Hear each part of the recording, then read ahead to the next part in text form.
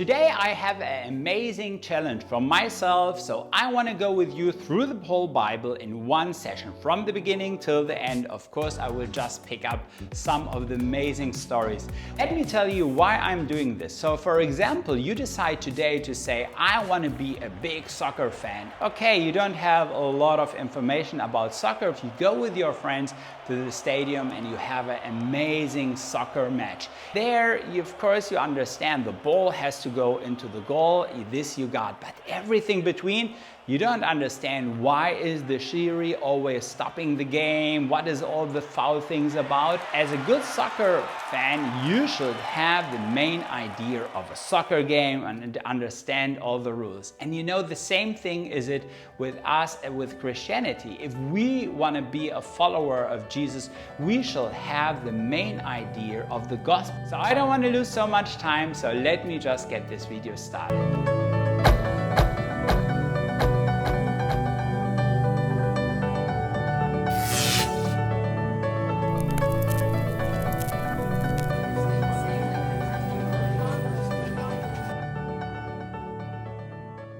Everything started with the creation of heaven and earth and all the animals, and then of course Adam and Eve.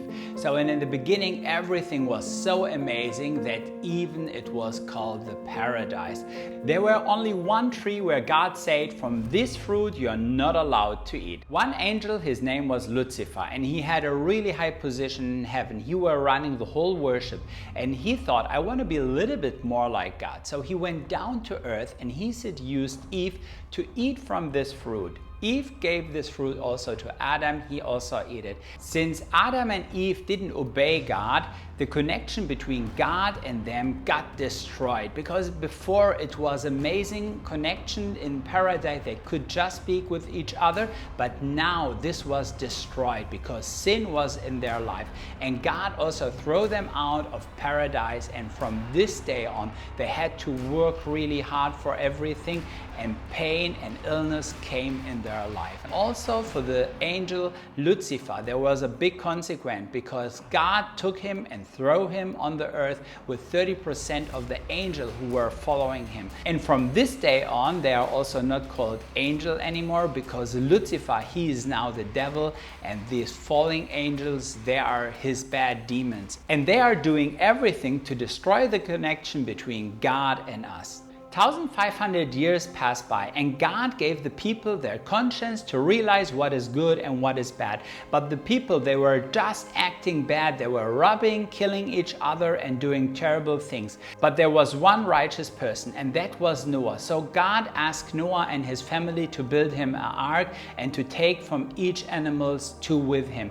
So he will float the whole world and have a new reset with Noah's family. Exactly this happened, and after this happened, Noah's family started to grow again, and a lot of people were living again on the world. And then they get this amazing idea, come on, let us build something like a skyscraper where we see how big and how amazing we are. God saw the motivation of these people, that it was wrong, were just doing themselves big. So he said, I cannot accept it. So then he gave them different languages. They couldn't communicate anymore, and from this time on, they're split all over the whole world. After this story, God chose Abraham, and Abraham, he was an old man, already around 80 years old, and he didn't have any children, but God gave him a promise and said, Abraham, you will be father of a lot of children and father of a lot of tribes.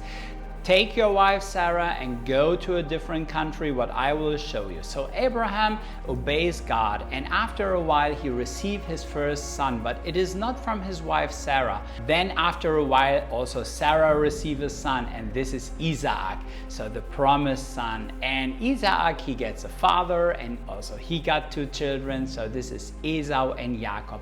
And Jacob, he got 12 children, and these are the 12 tribes of Israel.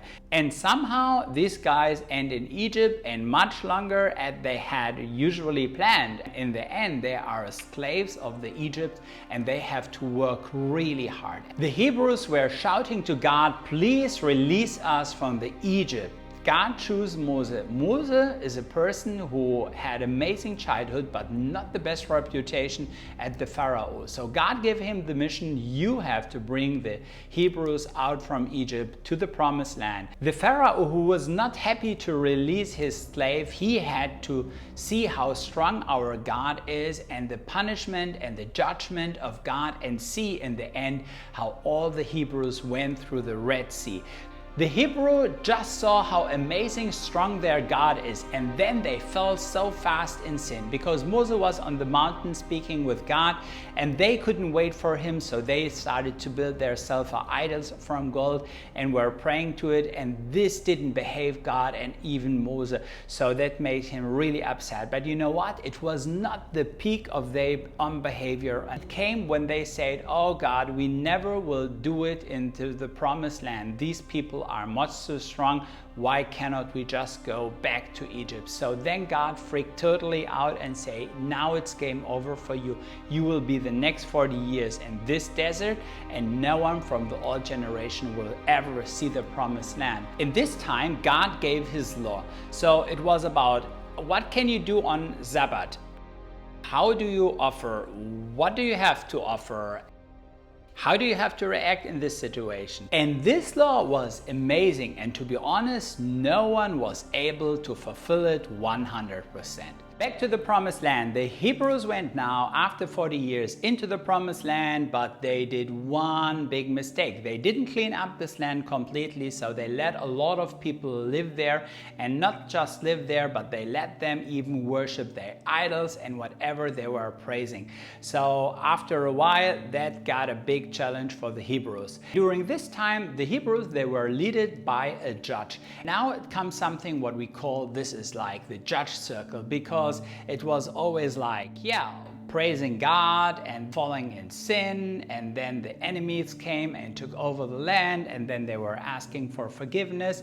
God were hearing their prayer, everything was good, they were praising God again, falling again in sin. This circle was going around a few times. Then they came out with a new idea, and they were asking and saying, hey God, we want to have a king like all the other nations. The first king what Israel became, it was the king Saul, but Saul was not a king who were obeying God. So God gave the kingdom over to David, and David, everyone knows him. He is the famous king who is the small boy who was fighting against the giant Goliath, and he was really amazing. After he died, his son took over. It was the king Solomon, and Solomon, he is one of the wisest king and the wisest person what we ever had in this world, and he even builded the temple for God, because before God was always just having something like a tent, but now it was his first building, and there it was the place where everyone were worshiping him. As King Solomon passed away, the kingdom broke into two parts. There was Judah and there were Israel, so they lost a lot of power, and then the enemy came and destroyed it, took a lot of slaves over, and then it got built up somehow. The enemy came again, and again got some slave taken away, so it was never strong again like it was during the time of Solomon or King David. During this time, a lot of small and big prophets stood up and were prophesying to Israel to repent from their sin and to prepare the people that there is something new coming. Jesus is coming. Now we are ending the Old Testament, and let me just give you one last information. You know, during this whole time where the law of the God was there was no person who ever could fulfill the law. So everyone were always realizing, oh my dear, I'm not doing it because this is so much stuff I have to take care, and I cannot do it. And now we are in the next age of time, and it is the age of mercy. So let us have a look now to God's master plan. God sent his own son to the earth, and he comes as a small baby. Jesus, he has to grow up, he has to go through all the things wherever you and I went through as small children. When Jesus is 30, he meets one prophet. His name is John. And John, he were baptizing the people and preparing them that Jesus is coming. Jesus goes to John the Baptist and say, John, baptize me. But John say, hey, you should usually baptize me. But Jesus just say, come on, just do it. So then Jesus get baptized. From there on, Jesus' mission full start. He go and look for 12 men, and he take them and he go with them through the whole land and disciple them. And he preached the good news to love each other, but also to love our God, to repent from our sin, praise wherever there are sick people, and a lot of amazing miracle happens. And God is really with him. Jesus gets a lot of followers, but not only followers, also haters, because the Pharisees and all the religious people, they want to see him down. So they start to plan an attack against him. How can they get rid of him? How can they kill him? The sad story is that Judas, one of his disciples, betrayed Jesus and handles him over to the Pharisees, and they hang him on the cross. And this was God's plan, because he knew that Jesus has to die for your life and for my life. So Jesus hangs on the cross, and he is completely without sin. He didn't do anything wrong, but he pays at the cross for all our sin, for everything, what we ever did wrong, whatever we messed up in our life, so that we can get connected with God again, like in the beginning it was in the paradise between God and Adam and Eve. After 3 days, Jesus raised up from the dead, and this is such an amazing news. And he goes to his disciple, he encouraged them, he spent some more days, and then he told them one more thing. He give them a mission, and he say, hey, go out to the whole world, make to disciple, baptize the people, teach them everything, and help them that they obey my commandments. And then after he said it, he just rise up in a cloud and go up to heaven. From there on, the disciples started to write down their own action, their own story. And the word of God is starting to spread all over the whole world. And this is so good. And during this time we are still living now. So this is the best time to preach the gospel, to bring it to each and every person on this world. So I really hope you enjoyed this fast journey through the Bible. And maybe you have now so many questions. So yeah, just take time and speak with your mentor. Just get rid of all your questions, and hopefully to see you at the next video.